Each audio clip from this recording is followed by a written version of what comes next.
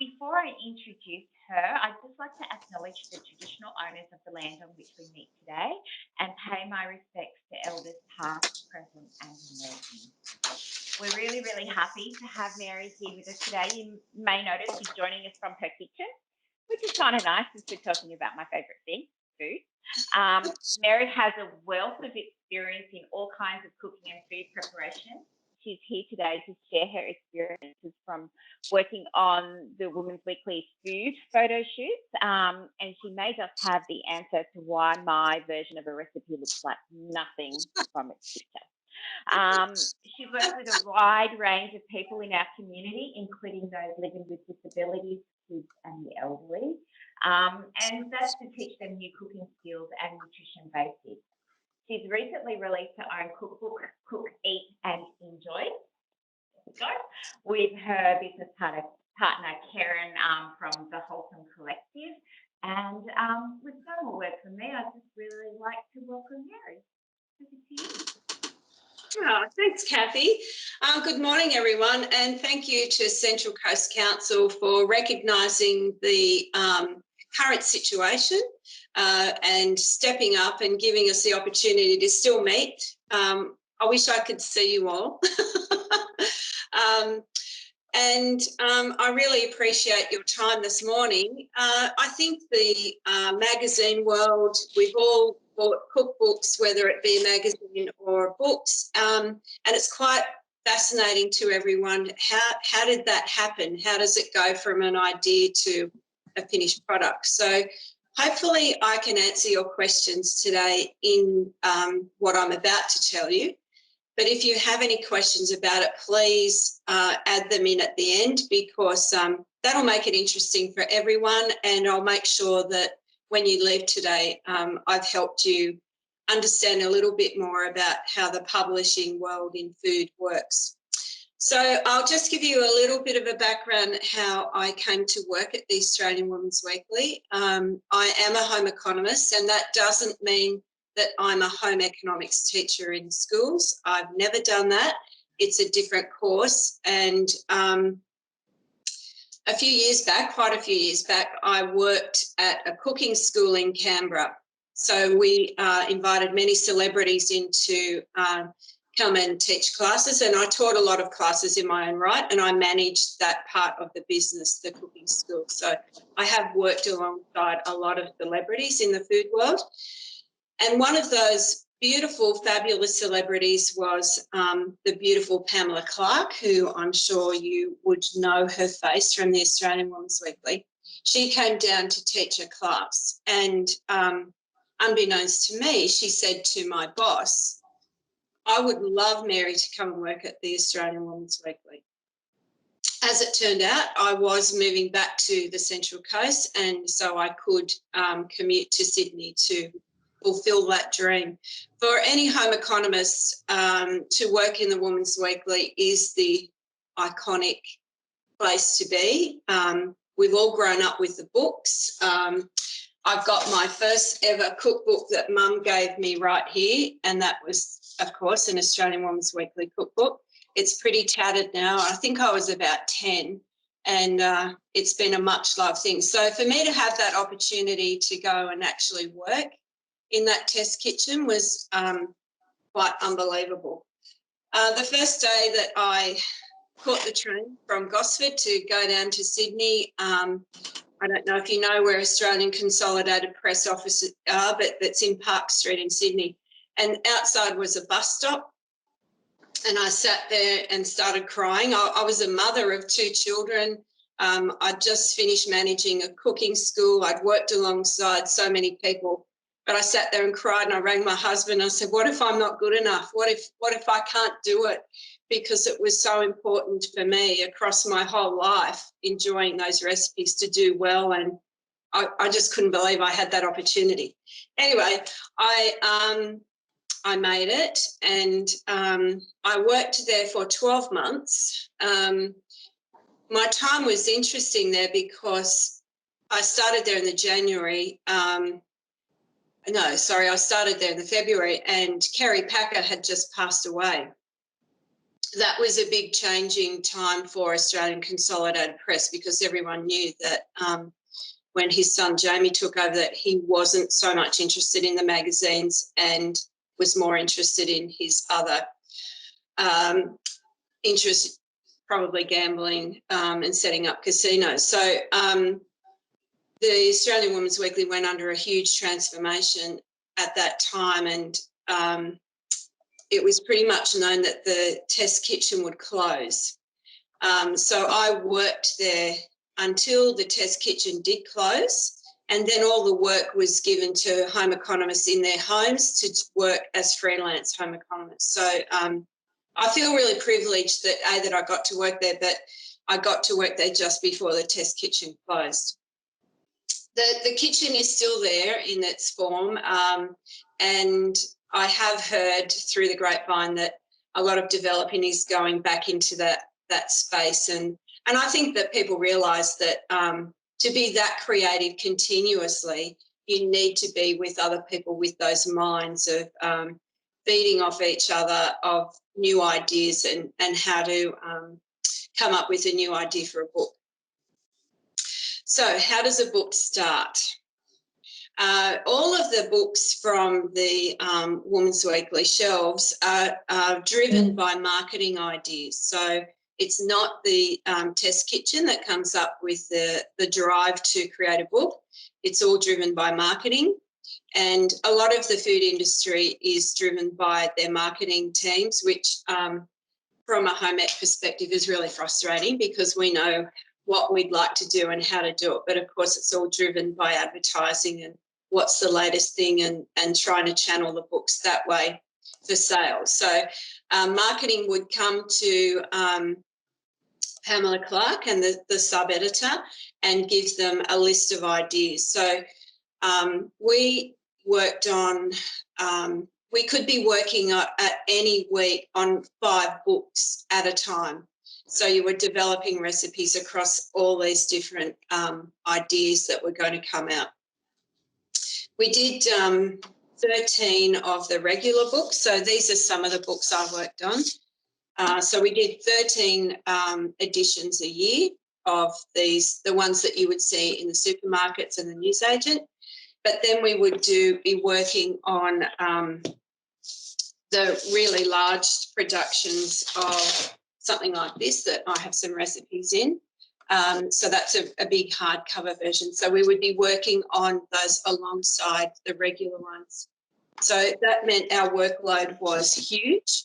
There were 10 working at one time in the kitchen, and the tasting sessions were 10 a.m. and 2 p.m.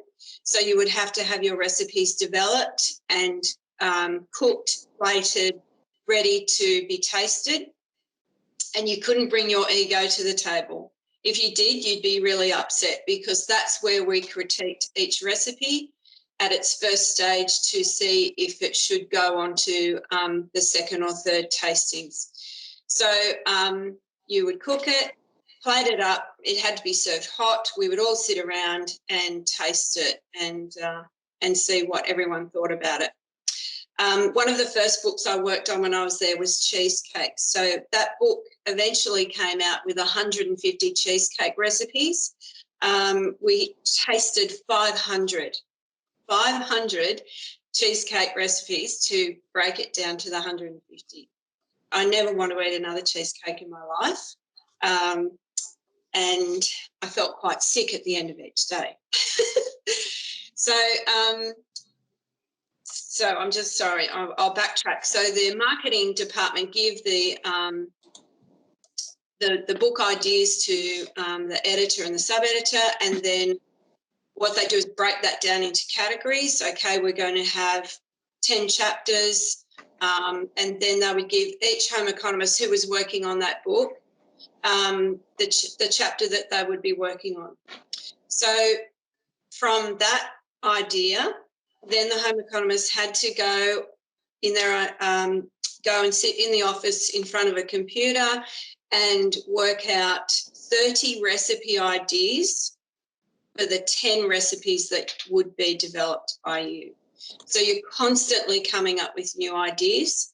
That can be done in a few ways. I'm a bit old-fashioned. I like to use my own thoughts, and I quite often walk through supermarkets and fruit and veg shops and just look at fresh product, look at what new products are in the market, and I'm thinking the whole time, well, what could I do with that?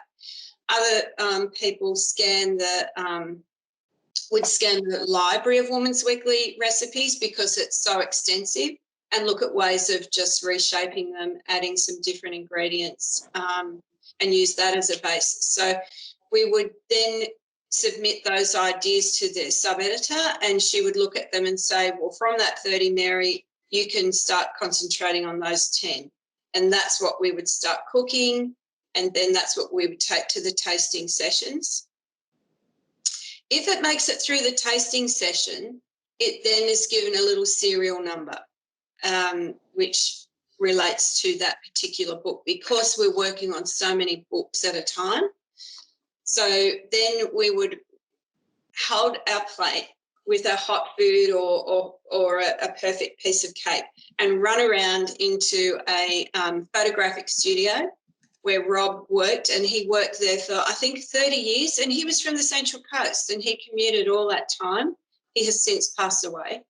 And Rob would be just sitting there waiting for all of us, and we'd all run in with our plate with our little, just a handwritten ID number on it. He would photograph that just with a Polaroid, and then it would go back onto a board in the kitchen, and so all the photos would start to appear. So you could start to see the book taking form, whether it, say it was entrees, mains, desserts, or if it was a cake book split up into spices and flavours and fruits and whatever. So you'd start to see the book coming together with all the photos on the board, and then that would go to the editor, and the book was created. So to say that the Women's Weekly cookbooks are triple tested is accurate because of the initial test when we're tasting it, and then that recipe, if it gets the tick,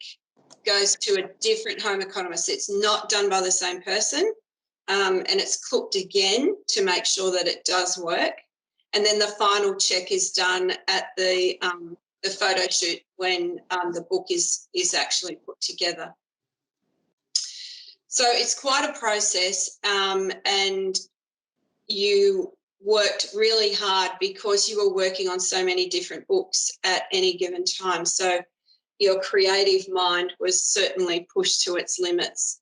In that same kitchen, happening at the same time was the Women's Day recipes as well, and that was when the Women's Day was a weekly magazine, much smaller than the Women's Weekly magazine.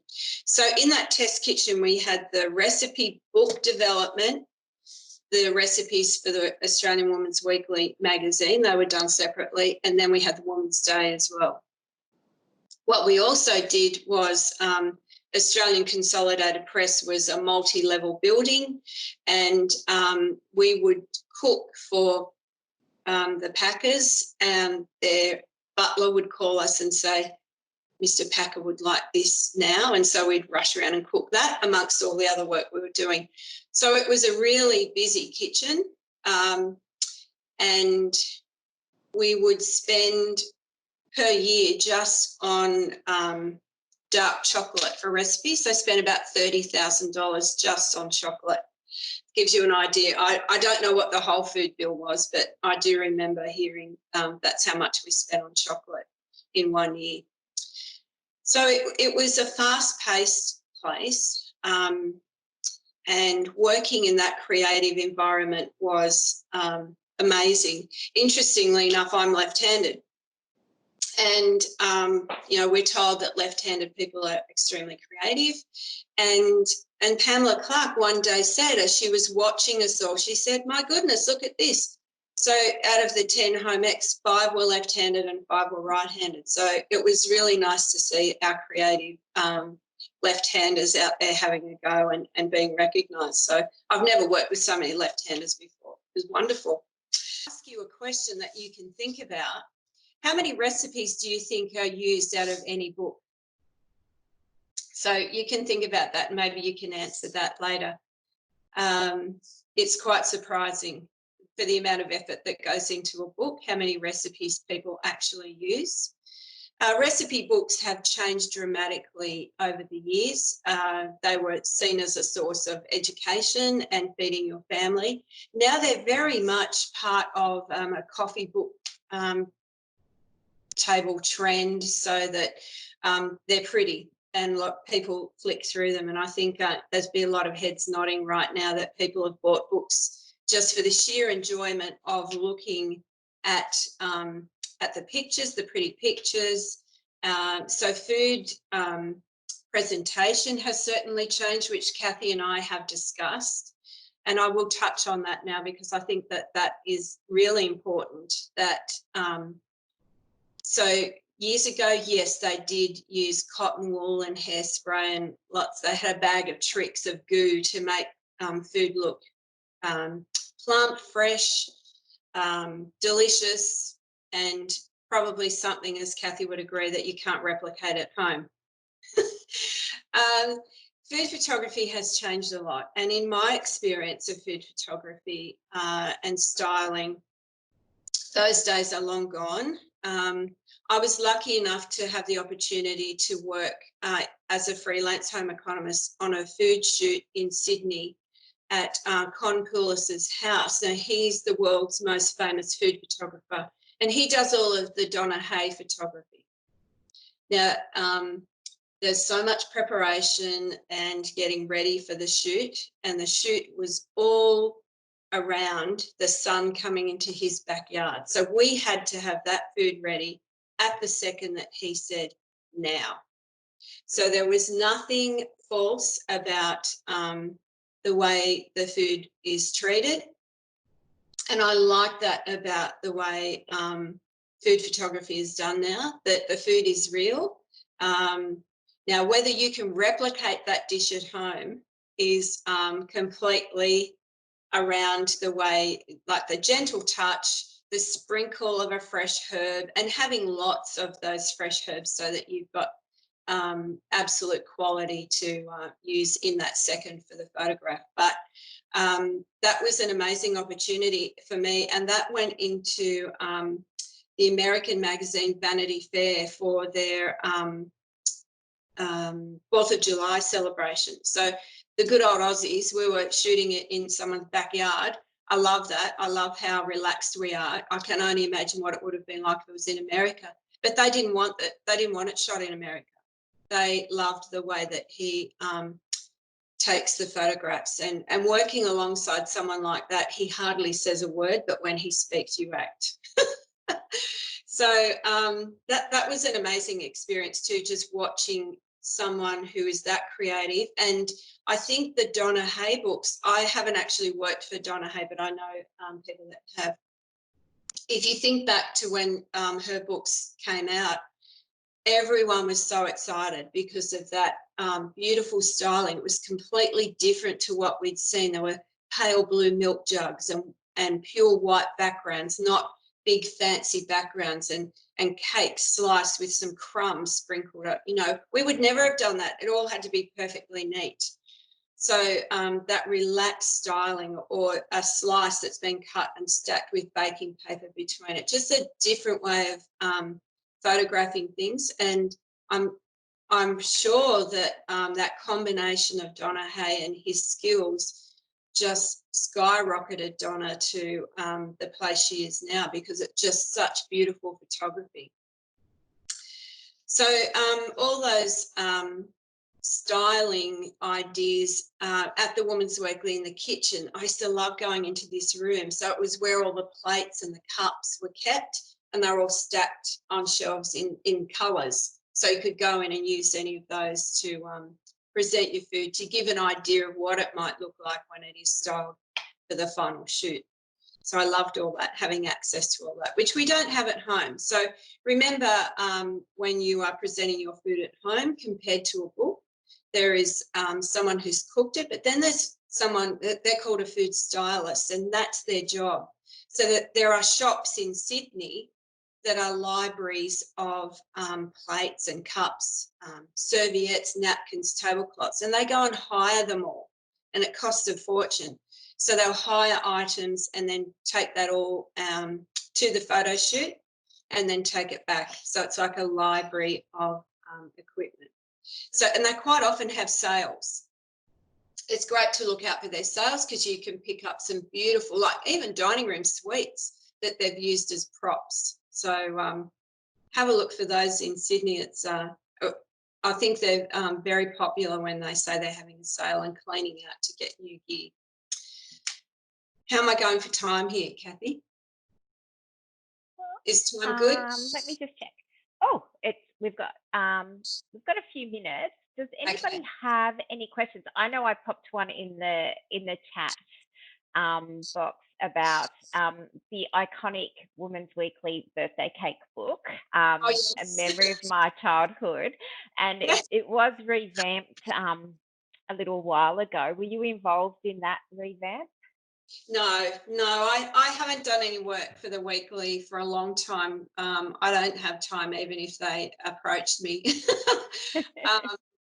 But that cake book, I actually gift that to people when they have babies because I want people to be on that road that we've all spent 20 hours trying to make that damn train. I have. It's been Thomas the Tank Engine. I even turned the helicopter into Harold the helicopter. The wafers were a little bit wonky, but you know, we got there in the end. Yeah, that's good. I didn't work on that book, but I did work on some children's birthday books. And even after I'd left the weekly, they did a baby and toddler book. And Pamela called me and she said, Mary, you're the girl, because I would be the one at that centre table when we're doing the tasting saying, stop feeding these kids rubbish. Why can't we create really good quality party foods and let's show people how to do that instead of using junk food all the time. So I did have a big role in the baby toddler book for that reason. But the cake book, I love that people still turn to that because there's so many different forms of cake decorating now, isn't there? There's some really crazy, outrageous stuff and using huge amounts of colorings. But if you look at that, we still look like we're putting all our love and effort into creating that homemade look. And that's what that book's all about. So I just love it. And I love that it stood the test of time. It says something, doesn't it, about those style of books? Definitely. I think it's a part of everybody's childhood, those books. And I was just also in the chat box. For anyone else who has questions, feel free to chime on in, unmute your mics, show your video if you would like to. I just was amazed at the amount of chocolate that was into that. And I'm a chocoholic, but please, that's a lot of chocolate. Yeah, I know. And it was an interesting thing that when I worked there, I used to say to them, why the hell aren't we buying everything in bulk? But they'd say, oh, because that's not how the home cook does. I said, yeah, I know that. So we would run down to Woolworths in our Women's Weekly uniform every morning to be buying groceries. Plus we used to get some orders in, but it was all at the Woolworths or Coles prices. I couldn't believe it. Wow. So it was fair income the way it was done. Yeah, definitely. And speaking of that huge amount of food, what happened to it once you had the photo done? Yeah. Okay. So none of it was wasted. You could take it home if you wanted to. There was absolutely no limits on that. So I would have cake boxes. I would just be on the train coming home with cake boxes. And we'd also invite all the other departments because Australian Consolidated Press was huge. We'd just send out the call and they were just like locusts. So there was never any waste. But there wasn't enough either to Oz Harvest type groups didn't exist, but look, it was never wasted, believe me. There were plenty of people, and all the beautiful people would come down from marketing in their stilettos and their pretty little dresses. We're all there like the real workhorses. They would always come and just clean it out. Yeah, I could imagine it would be very hard to hold back on the taste testing side of it as well. Uh, Look, I think I was lucky that the first book I worked on was that cheesecake one. I keep referring to that story because it still churns my stomach. So you go with a fork and a spoon and a knife, but in the end I would take a teaspoon. Yeah, and it was guaranteed that everyone that worked there, they said you first that you will put on 5 to 10 kilos. You can't help it. So I just backed off to a teaspoon. That's a good idea. Does anybody else have any questions that they'd like to ask Mary while we've got her on the call? Any questions? Feel free to unmute your microphone if you'd like. Well, I've certainly really enjoyed finding out a little bit more about cooking, and I will no longer feel bad that my food does not look No, like MasterChef food or the picture in the no, cookbook. no, don't. The fact that you're cooking for your family is what is important. So if there's no questions, can I just quickly move on to what? Yeah, yeah, All right. go for it. Okay, so I have managed 2 cooking schools. I've worked at the Women's Weekly. The other thing I've done too, which may interest you, is Fresh magazine that's in Woolworths. It used to be in a lot bigger format. It's quite thin now, but I worked for them, and I don't know if you can see. So I have recipes in every single one of these. These were the tear out section in the books. So I have recipes in all. I worked for them for 2 years at home. So I fed everyone in my street, my friends, my family. So that was a weekly magazine, and so the workload from that was massive. So I was doing that as well as managing the cooking school in Canberra. So my whole life has just been food, cooking, developing. But what I'm currently doing now is the Wholesome Collective. So that is, and the Central Coast should be very proud of this, because we hear lots of stories about the Central Coast that aren't so favourable. But this is a business that was created on the Central Coast. It's unique in Australia. We won an Australian Design Award for our unique ability to teach vulnerable people in the community how to cook and to care for themselves, so increasing those life skills. So my business partner, Karen, is a dietitian. We worked together at Wyong Hospital, and we couldn't wait to get out of the health system anyway, because we've got all these other talents. And so we made a pinky promise that one day we would create our own business and take that health message out into the community and show people how to look after themselves, rather than hand them a piece of paper and say, there's the information there, you go home and you'll get better. So we bit the bullet 5 years ago, left our jobs and created the Wholesome Collective. So yeah, we're an award-winning business, and we reach the most vulnerable people in the community. Some of our clients don't have kitchens, they're straight from jail, they're in rehab, all kinds of different backgrounds, young parents who are so young they can barely care for themselves, let alone their children, people with mental health issues, the aged, socially isolated. We work at the Glen, the Aboriginal Men's Drug and Alcohol Rehab at Chittaway, which is creating world standard in rehabilitation for men, and we're part of that as well. And we work closely with Central Coast Community College. So we're out there. We have a van. You might see it buzzing around the coast now. It's a silver van with our logo on it. So we don't have a cooking school. We don't own a premises. We use community premises to reach right into the community, into those areas where people feel safe, and come together, and we work side by side with them, and we have huge success. And we absolutely love what we do. And out of all the things that I've done, and I've worked with lots of celebrities and worked at the glamorous end of the food world, now I'm working with people who are struggling to feed themselves financially and understanding how to cook. This is by far the most rewarding work I've ever done. So Karen and I, in our spare time, created this book, and believe me, very different from working for a giant publishing company, because we self-published this. So all the photos that you can see on the cover and the back, oh, there's me, pumpkin head, best photo I've ever seen of myself. They're all shot in our kitchen. So we didn't have the benefit of a publisher or a food photographer. We did all of this ourselves. So I'm so proud of this.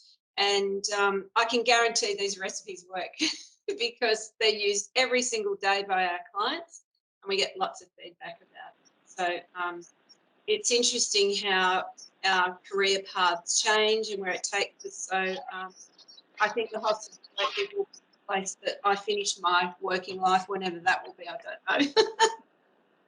Well, it certainly sounds like you've got a lot going on and Yes. making a big impact on our community. So thank you very much for taking the time to come and talk with us today. And does anybody have any questions for Mary before we finish up? It's Lindsay here. Hi, Mary. I'm a photographer and I'm a baker, and I'm sitting in my car, looking at my iPhone, listening to you. Thank you so much. It's been absolutely fascinating to hear your journey. Thank you so much for taking the time. And when I'm on the Central Coast, which I am frequently, because it's such a scenic part of the world, I shall come and wave my hands and jump up and down and say what a wonderful job you're doing to anyone who will listen. So thank you again. Oh, thank you. That's wonderful feedback. I so appreciate that. Lovely. Thanks, Lindsay. Does anybody else have any questions? Yeah, I was just wondering, who was the starter of the Women's Weekly Cookbooks? Whose idea was it originally? Oh, that's a good question. I know Margaret Fulton was part of the beginning of that process back in the 60s. I don't know who exactly started. I could find out for you. Yeah, it'd be interesting. But I do know that Margaret Fulton was groundbreaking in that field that isn't a chef, because we are very different. And Charmaine Solomon was groundbreaking. Yeah, she was great. And I have worked alongside both of them. Meeting Margaret Fulton was one of the best moments in my life. I couldn't believe I got to work beside her. So yeah, they were definitely the groundbreakers of relaxing that way of cooking and reaching the home cook. I wonder if it was someone in the marketing department that started it. Yeah, I don't know. I'll see if I can find out for you. If you leave contact with Kathy, I will try and find out. I'm actually going to be a really librarian to Oh, do my good. library job, because I spend a lot of time chatting to people. I'm going to actually just Google it. Hang on a sec. So we wanted to know who started the Australian Women's Weekly Cookbook. While Kathy's looking that up, if any of you have any of Margaret Fulton's cookbooks, the recipes are just timeless. They're so beautiful and they all work. And I do struggle with a lot of books that I think these days are pushed out very quickly and not put together professionally. A lot of the recipes don't work, which is frustrating. Yeah. Oh yeah, Maggie Beer's one. Oh, okay, she's too complicated. It's not coming up very easily. I've got lots of things coming up for Australian Women's Weekly Cookbooks. I will just duck back in there again and see. I'm pretty sure we would be able to find you the answer. Yes. What I can also do is I'll find the answer. I'll send you the sauce. Yeah. Not the tomato sauce, just the sauce.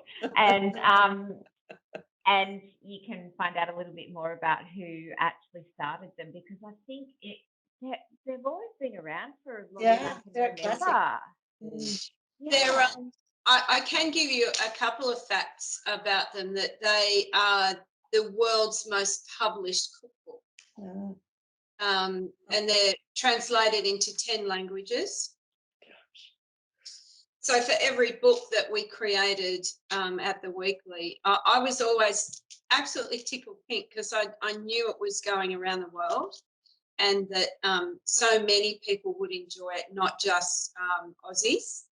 And to think that it reached across all of the cuisines across the world, that they still had such massive sales across all those different cuisines.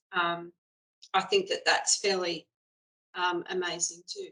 Definitely. I'm just having a look here. There's a website called the Australian Food Timeline. And from what I can see, was 1970 was the first edition of the Australian Women's Cookbook. And it actually, have you got one of your cookbooks there? Because it looks like the one that you got as a gift. It just has a red pot on the front and black writing. Yes, Yes. that's the first one. Yes. Is that the first one? Yep, the There you first go. edition was published in 1970, and it was edited by Ellen Sinclair. Oh yes. Well, Ellen. Really? Well, No, there's, it's not in our life. No. there's Ellen. Yeah. Yeah. And So there is oh, that was the weekly cookbook, that one. But the first Australian Women's Weekly Cookery book was published in 1948. That sounds. Yeah, that sounds right, doesn't it? Yes. Yeah. It sold out in 2 days. Yeah. The other one that has done exceptionally well, I didn't get them all out of my cupboard because I didn't want to lift them all out.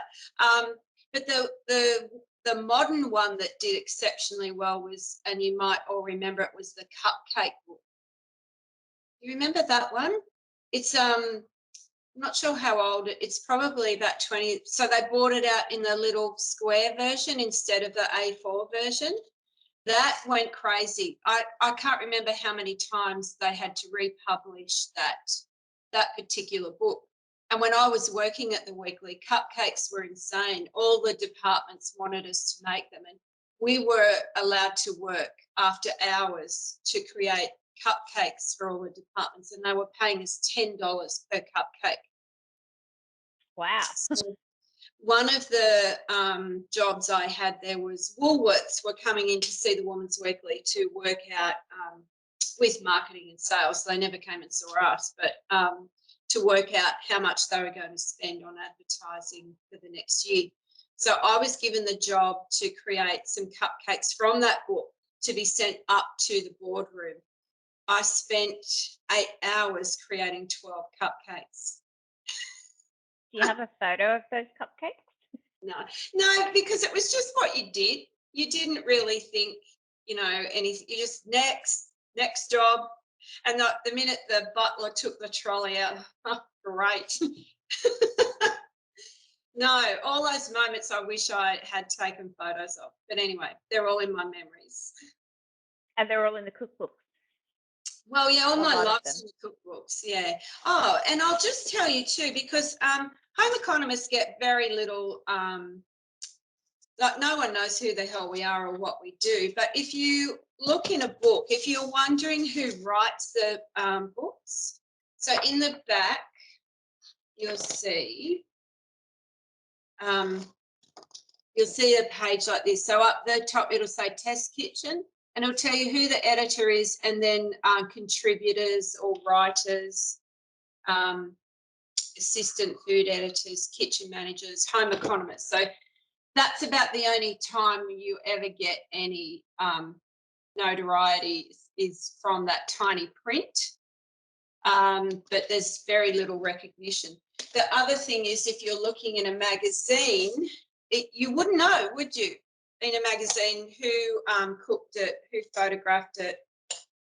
And if you look at all these that I've worked on, there's absolutely hundreds of them.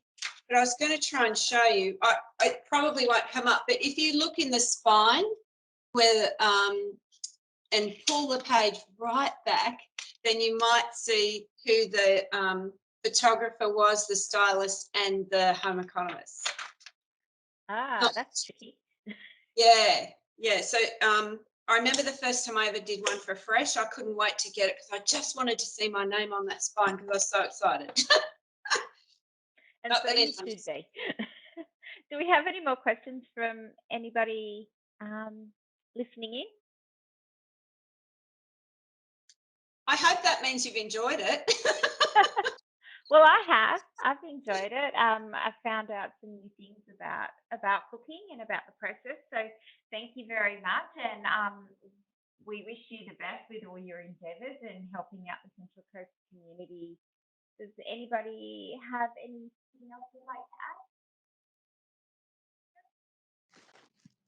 Okay. Well, thank you everyone very much for coming today.